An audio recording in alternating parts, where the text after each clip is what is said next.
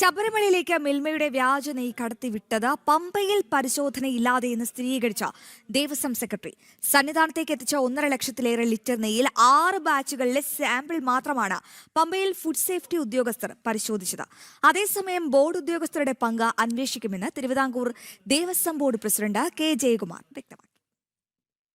5000 litre വീതം 30 ലോഡുകളിലായി എത്തിച്ച 1.5 ലക്ഷത്തിലേറെ ലിറ്റർ നെയ്യിലാണ് ക്രമക്കേട് നടന്നത്. ഓരോ ലോഡിലെയും സാമ്പിൾ പരിശോധിച്ച് മാത്രമേ സന്നിധാനത്തേക്ക് കടത്തിവിടാൻ പാടുള്ളൂവെന്നാണ് ചട്ടം. എന്നാൽ ഫുഡ് സേഫ്റ്റിയുടെ രേഖകൾ പ്രകാരം പരിശോധിച്ചിട്ടുള്ളത് 30ന് പകരം 6 ലോഡിലെ സാമ്പിളുകൾ മാത്രം. നിലവിൽ സാമ്പിൾ തിരുവനന്തപുരത്തെ ലാബിൽ പരിശോധിച്ച് ഗുണനിലവാരം ഉറപ്പാക്കിയ ശേഷം മാത്രം സന്നിധാനത്തേക്ക് കടത്തിവിടുകയുള്ളൂ. പക്ഷേ സാമ്പിൾ പരിശോധനാ ഫലം വരുന്നതിന് മുൻപേ നെയ്യ് സന്നിധാനം ലക്ഷ്യമാക്കി മലകയറ്റി വിടുന്നതാണ് ഇപ്പോഴത്തെ രീതി. ഇതിനായി മിൽമ ദേവസ്വം ബോർഡ് ഉദ്യോഗസ്ഥർ കൈകോർത്തുവെന്നാണ് ദേവസ്വം സെക്രട്ടറി എം ജി രാജമാണിക്യത്തിന്റെ റിപ്പോർട്ടിലുള്ളത്. ഭക്തർ കൊണ്ടുവരുന്ന നെയ്യ് തന്നെ ധാരാളമെന്നിരിക്കെ മിൽമയിൽ നിന്ന് കരാറെടുത്തതിലും ദുരൂഹത നിലനിൽക്കുന്നു. സന്നിധാനത്തെത്തിച്ച നെയ്യിൽ മിൽമയുടെ ബോട്ടിൽ പേര്, ബാച്ച് നമ്പർ എന്നിവയിലൊന്നും യാതൊരു പിശകുമില്ല.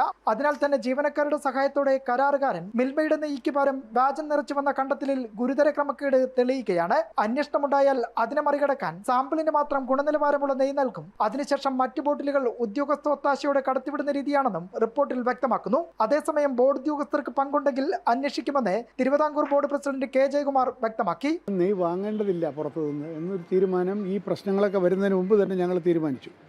കാരണം ഇത്രയും നെയ്യ് വരുന്ന ശബരിമലയിൽ ഇനി നെയ്യ് വീണ്ടും പൈസ കൊടുത്ത് വാങ്ങിക്കേണ്ട കാര്യമില്ല എന്നൊരു യുക്തിസഹമായ ഒരു തീരുമാനം നേരത്തെ എടുത്തിരുന്നു. ഇന്നിപ്പോൾ മാത്രമേ സംസാരിക്കാൻ പറ്റുള്ളൂ. കാരണം മിൽമയുടെ കാര്യത്തിന് ഏതായാലും ഗവൺമെൻറ്റോ മറ്റ് ഏജൻസികളൊക്കെ അന്വേഷിക്കുന്നുണ്ട്. നെയ്ക്രമക്കേടിൽ ഉന്നതതല അന്വേഷണം വേണമോ എന്നതിൽ ബോർഡ് യോഗത്തിൽ ഇന്ന് തീരുമാനമെടുക്കും. ജനം, തിരുവനന്തപുരം.